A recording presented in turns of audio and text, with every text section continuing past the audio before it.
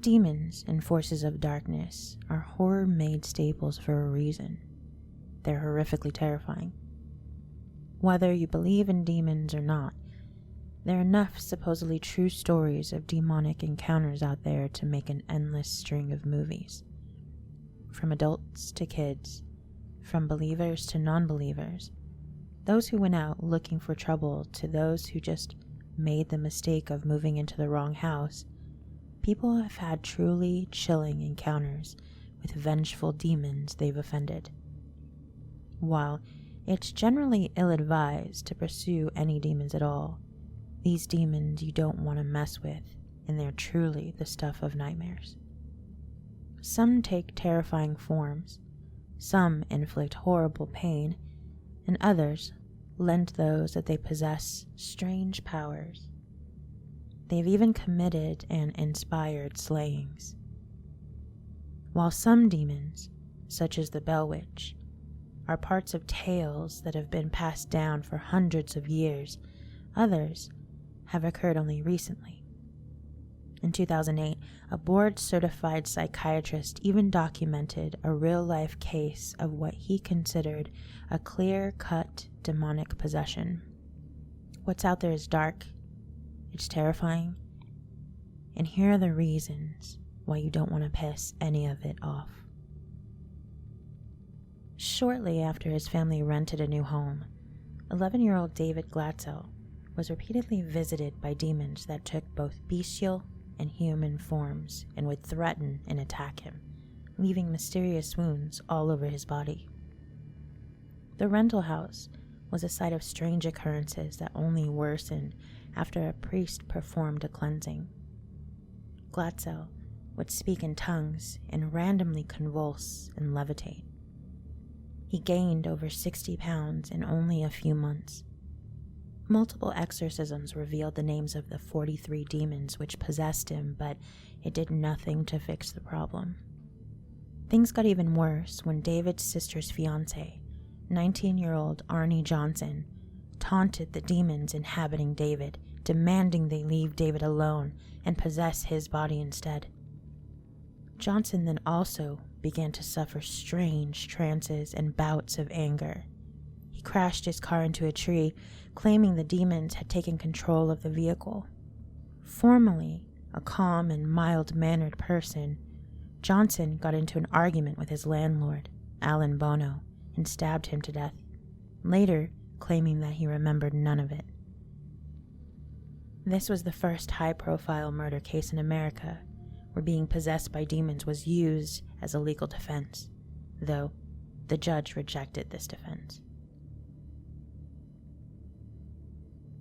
In 1976, the case of exorcism gone horribly wrong was the inspiration for the horror film The Exorcism of Emily Rose.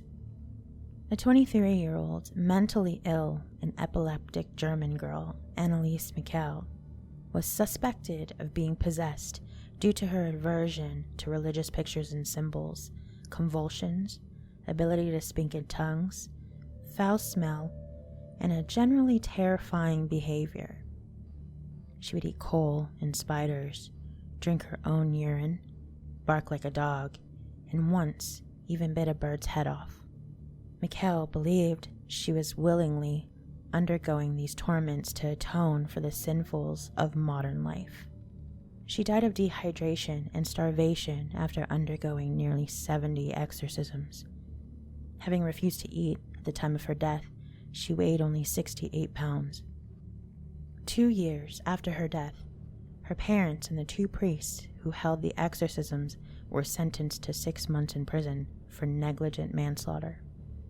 The onslaught of exorcisms were said to have merely angered the demons possessing her, ultimately causing her to refuse food and water until she died.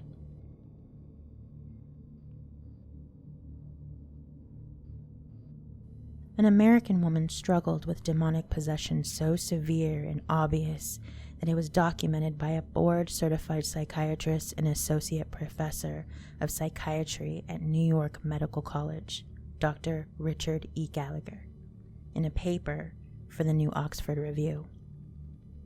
The woman, called Julia, could speak foreign languages unknown to her, levitate seemingly at will, and also demonstrated psychic powers, including knowing private information about others that she had no means to know.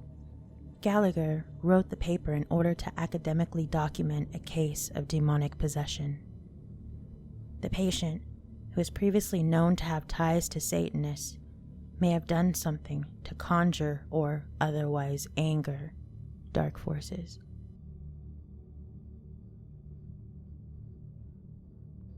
After picking up an antique mare they found in a dumpster outside their London home, Joseph and Satoris quickly found themselves in a dangerous situation.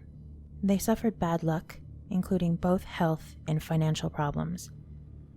More frightening, they would wake up screaming in pain, see flickering shadows in the mirror, and even find themselves covered in inexplicable red scratches. These are some of the telltale signs of a demonic possession. In order to get rid of the mirror, they put it up on eBay, openly admitting all that had happened to them, only for a single buyer to bid on it and buy it.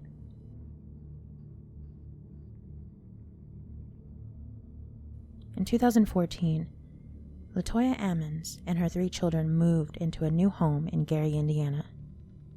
Unbeknownst to them, it was a residence of what some experts claim to be over 200 demons. Apparently, these demons were engaged by the disturbance of their space. Ammons claimed that she and her children were both possessed by demons, which led to the investigations by both the Indiana Department of Child Services and the police. An exorcism was even allegedly authorized by the local branch of the Catholic Church. Zach Bagans, host and producer of Ghost Adventures, had the house demolished in early 2016 as part of the documentary on the supernatural he was putting together. Bagans told the Indy Star that something was inside that house that had the ability to do things that I had never seen before, things that others carrying the highest form of credibility couldn't explain either. There was something there that was very dark, yet highly intelligent and powerful.